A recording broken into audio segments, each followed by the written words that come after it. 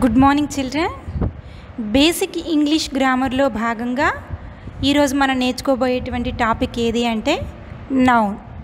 Noun గురించి బ్రీఫ్గా తెలుసుకోవాలి అంటే ఫస్ట్ మనకు తెలియాల్సింది ఏంటి అంటే అసలు ఈ నౌన్ అనేది ఎందులో భాగము అనేది ఫస్ట్ తెలుసుకోవాలి. అయితే పార్ట్స్ ఆఫ్ స్పీచ్ అన్న టాపిక్ మీరు వినే ఉంటారు.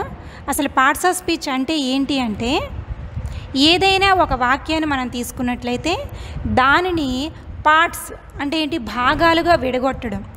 అలా భాగాలుగా విడగొట్టి దానికి మనం పెట్టేటువంటి పేరు.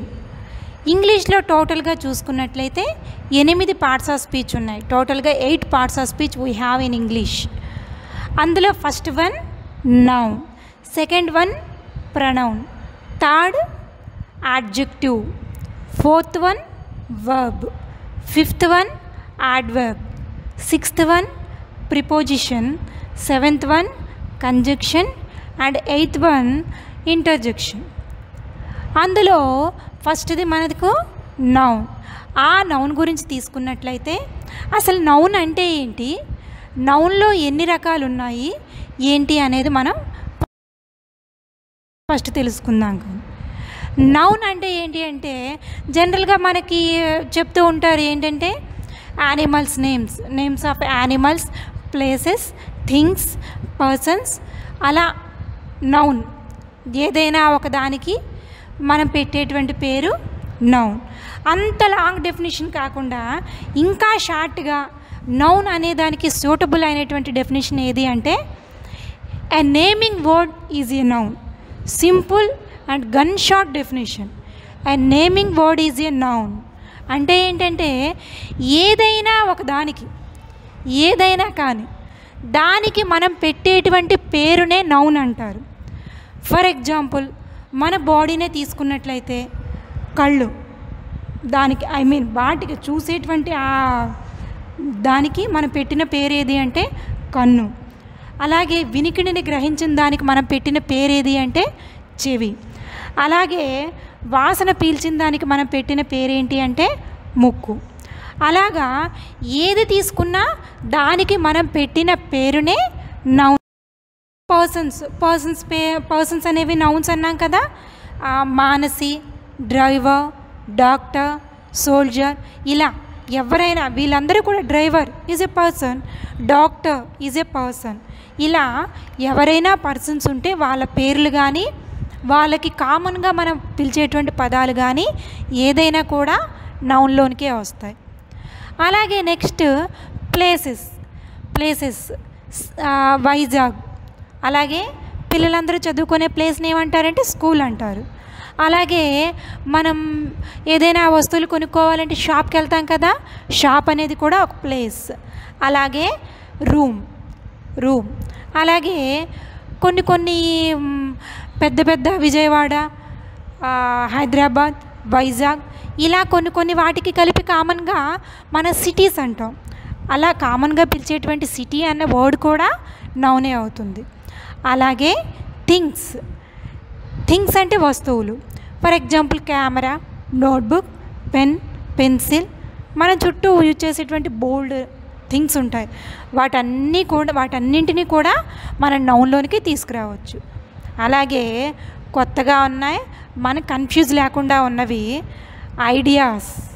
యాక్చువల్లీ కన్ఫ్యూజ్ అనుకుంటాం బట్ క్లారిటీగానే ఉంటుంది. చూడండి, ఐడియాస్ మీన్స్ ఫీలింగ్స్. ఐడియాస్ అన్నా ఫీలింగ్స్ అన్నా ఒకటి. ఫీలింగ్స్, హానెస్టీ, అలాగే ఫ్రెండ్షిప్, అలాగే ఈగో, యాంగ్రీ, లవ్, ఇవన్నీ కూడా ఫీలింగ్స్. వీటిని మనం చూడలేము but we can feel it.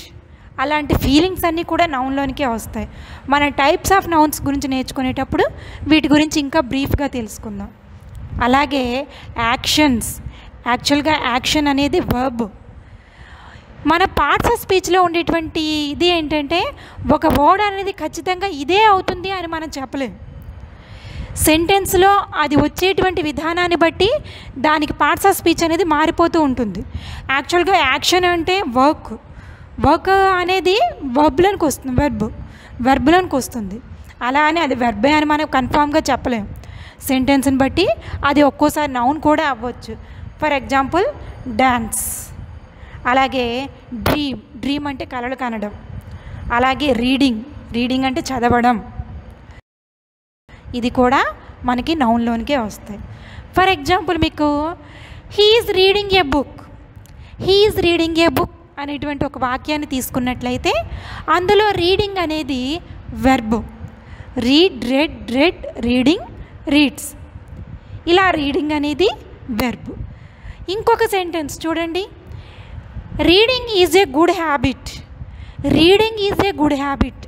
ఇక్కడ రీడింగ్ అంటే చదవటం, రీడింగ్ అనేది ఇక్కడ చదవడం. ఇక్కడ రీడింగ్ అనేది మనకి నౌన్లా వర్క్ చేసింది. అదే రీడింగు పైన ఉండేటువంటి సెంటెన్స్లో మనకి వర్బ్గా వర్క్ చేసింది. అదే రీడింగ్ క్రిందనున్న సెంటెన్స్లో మనకి నౌన్గా వర్క్ చేసింది. అలా పార్ట్స్ ఆఫ్ స్పీచ్లో ఏంటంటే ఏదైనా వర్డ్ తీసుకున్నట్లయితే అది ఖచ్చితంగా ఒకటే అవుతుంది అని మనం చెప్పలేము. అది వచ్చే సెంటెన్స్ని బట్టి, అది యాక్ట్ చేసే విధానాన్ని బట్టి దాని తాలూకా పార్ట్స్ ఆఫ్ స్పీచ్ అనేది మారిపోతూ ఉంటుంది. గమనించండి. మనం ఏదైనా ఒక వాక్యంలో పార్ట్స్ ఆఫ్ స్పీచ్ గుర్తించడానికి ట్రిక్స్ ఉన్నాయి. ఏంటి అంటే ఒక 3 వర్డ్స్తో మనం ఏదైనా ఒక వాక్యంలో పార్ట్స్ ఆఫ్ స్పీచ్ని ఐడెంటిఫై చేయొచ్చు ఈజీగా. ఏంటి అంటే ఒక సెంటెన్స్ని తీసుకొని వాట్, హూ, హూమ్, ఇలా 3 క్వశ్చన్స్ వేయాలి. వాట్ అంటే మనం ఏ ఆన్సర్ అయితే చెప్తామో ఆ వచ్చినటువంటి ఆన్సర్ అనేది నౌన్ అవుతుంది. అలాగే ఆ సెంటెన్స్లో హూ అని క్వశ్చన్ వేసేటప్పుడు దాని ఆన్సర్ ఆ సెంటెన్స్లో ఉన్నట్లయితే అది కూడా ఆ వర్డ్ కూడా నౌనే అవుతుంది. హూమ్ అని తీసుకొని క్వశ్చన్ వేసేటప్పుడు ఆ క్వశ్చన్ తాలూకా ఆన్సర్ ఆ సెంటెన్స్లో ఉన్నట్లయితే అది కూడా మనకి నౌన్ అవుతుంది. ఫర్ ఎగ్జాంపుల్ చూడండి, రామ్ రీడింగ్ ఏ బుక్ అనేటువంటి సెంటెన్స్ తీసుకున్నట్లయితే అందులో హూ రీడింగ్ ఏ బుక్ అని క్వశ్చన్ మనం వేసినట్లయితే వెంటనే మనకి ఆన్సర్ ఏమొస్తుంది? రామ్. కాబట్టి రామ్ అనేది ఏమవుతుంది? నౌన్. అలాగే రామ్ రీడింగ్ వాట్ అనే క్వశ్చన్ కూడా వేయమని చెప్పాను కదా. రామ్ రీడింగ్ వాట్, ఏం చదువుతున్నాడు Ram? A book. So a book అనేది కూడా నౌన్ అవుతుంది. అలాగే Sandhya wants to meet his brother. ఈ సెంటెన్స్ మనం తీసుకున్నట్లయితే who wants to meet his brother, ఎవరు? సంధ్య. సో ఇక్కడ సంధ్య అనేది నౌన్ అవుతుంది. అలాగే Sandhya wants to meet whom, ఎవరిని? His brother. కాబట్టి అక్కడ బ్రదర్ అనేది కూడా నౌన్ అవుతుంది. ఇంకా ఫైనల్గా ఒక సెంటెన్స్ చూద్దాం. Sita bought sugar. ఇందులో మన క్వశ్చన్ ఏమని వేయమన్నాను? హూ అని వేయమన్నాను కదా. First who bought sugar, answer ఉందా సెంటెన్స్లో? ఎస్, సీత అనేటువంటి ఆన్సర్ చెప్తారు కాబట్టి సీత అనేది నౌన్ అవుతుంది. అలాగే సీత బాట్ వాట్, ఏంటి, ఏం కొంటుంది సీత? షుగర్. కాబట్టి షుగర్ కూడా నౌన్ అవుతుంది.